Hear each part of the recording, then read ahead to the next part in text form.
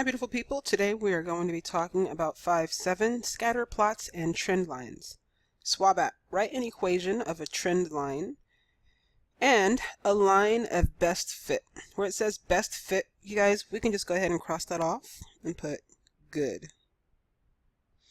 I'm going to show you a little bit later on how to do this on the calculator, and that will tell you the best fitting line. But us being human, we're going to make a good fitting line. I'll give you the criteria for that, and as long as it's a good fitting line, we'll be all right.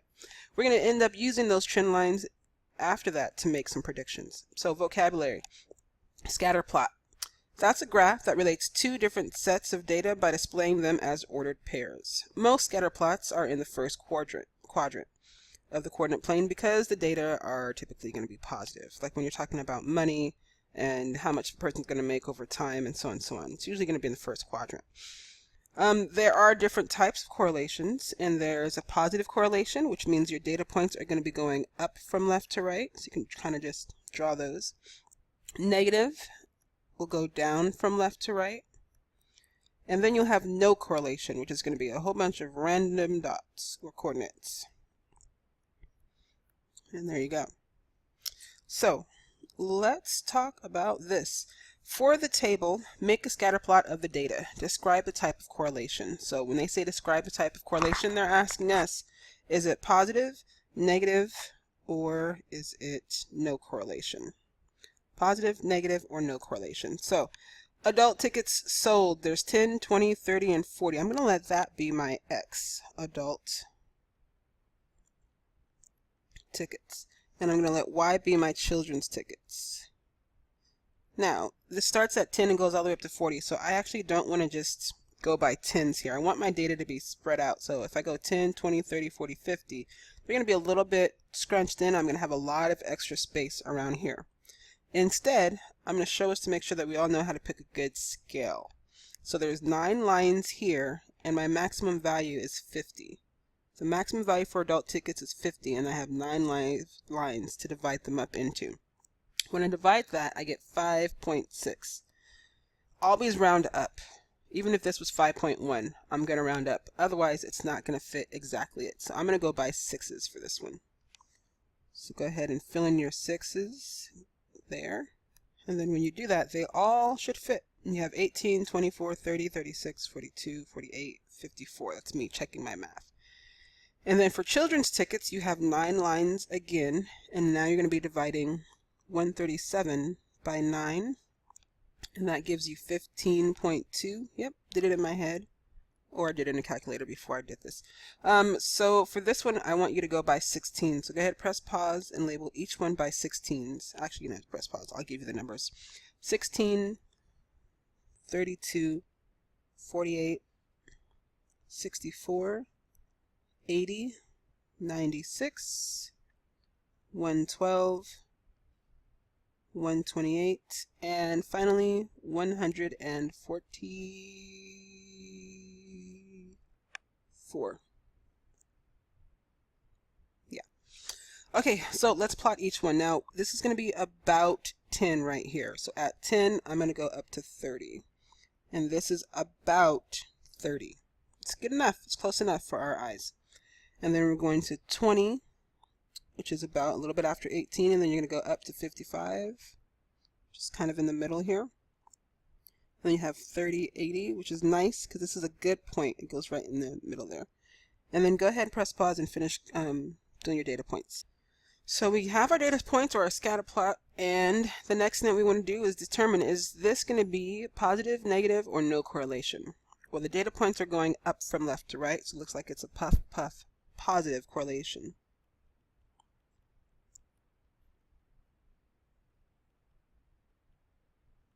Alright, onward. So in the back of your page, write an equation for the trend line, which is also known the line of good fit. Not best, the good fitting line. Best we can do is going to be good enough. So the steps for that is to make a scatter plot of the data. We know how to do that because we just did it. Step 2 is going to be to draw a trend line. Now there's 2 criteria that I'll be judging by to determine if this is a good fitting line or not so good line. Number 1, you want to go through at least 2 data points, and then number 2, you want to have about the same number of points above and below the line. So don't do this on your paper. But if I was going to use this data, these are kind of close, which is not that common, doesn't always happen. But you would want to pick the line, oops, my bad, that kind of represents the data. So because this data was so close, I kind of go through all of them, but this is definitely below, and these two, I know my line is really thick, but these two are just about above. Sometimes you won't be able to have the exact same amount of numbers underneath and below, but just about is what we're looking for. So 2 above and 3 below, that's fine. 3 and 3 is obviously the goal. 1 above and 2 below, that's fine. 4 and 5, good. But what I don't want to see is like 1 point above and then 5 below. That's not so great. After that, we are going to write our equation of the line in slope-intercept form, which you guys know is not that. It's y equals mx plus b. Y equals mx plus b. Okay, Jacob's parents, they loved him to death. Here's what they did.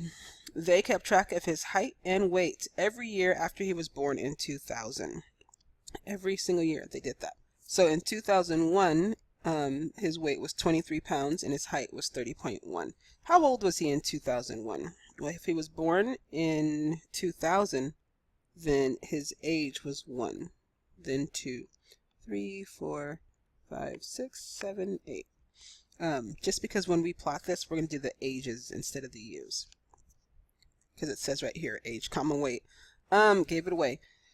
So that's my data. I want to make a scatter plot now of the data pairs for the age, comma, weight. So that's the ages and then the weight. So I'm looking at this one right here right now.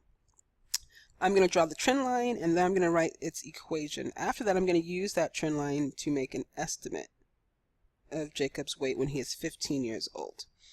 Okay, so what do we do? Well, I'll tell you. The ages I'm probably going to be fine with because it looks like I have enough space, but not so much for the years. I'm sorry, for the weights. So what I want to do instead is change my scale for that. What should we go by?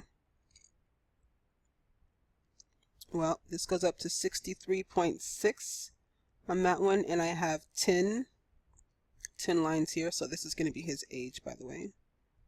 And then for us, we're looking at his weight, and this is going to be in pounds.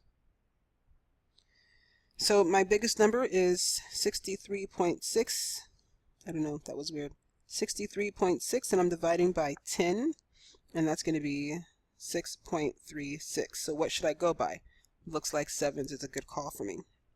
So go ahead and fill in your charts. This is going to go by 1s. This is going to go by 7s. Press pause and do that for me, please. Okay, so we've set up our axes. The next thing that we need to do is go ahead and plot our points. I know that at 1, Jacob weighs 23 pounds. That's just a little bit after 21. At 2 years old, he was 28.9, just a bit after 28.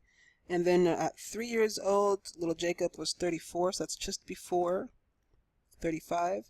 And then at 4 years, okay, so you don't even do this anymore. Go ahead and press pause and do this. So there you go. Those are your data points. The next thing that we need to do is to draw a line. Now, we might have slightly different lines. That's okay. I'm going to try to kind of go through this. Looking at it, though, they're really close, so it's going to be hard not to go through all of them, which is kind of nice. And then for this purposes, we're just going to pick the same 2 points as well. So let's draw our line.